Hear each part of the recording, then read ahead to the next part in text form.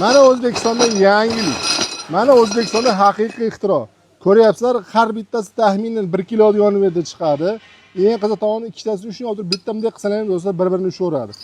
Qalinligi mana shu yerdan ham bilinadi do'stlar mana. Ko'ryapsizlarmi? Do'stlar ancha-munchaga sinmaydi, eng sifatli chugundan qilingan. Mana shunda adashib qolmanglar, aynan shuni olayotgan paytlarda mana shu joyi bo'lishi kerak do'stlar.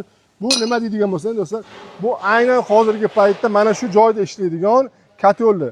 Nima uchun bunaqa? Chunki kotel yongandan keyin o't teyorgandan keyin mana o'zi kengayib do'stlar yorilib katta bo'lib ketyapti.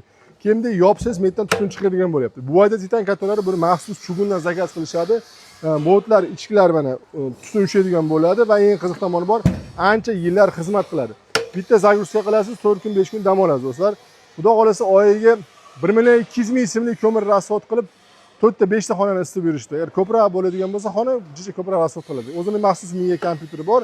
Narxlari $1000 dan boshlanadi do'stlar. Ular kilovatiga qarab juda $100, $200, $500 gacha farq qildi. Past raqamini qoldirdim, aloqaga chiqinglar, issiqqina yashanglar.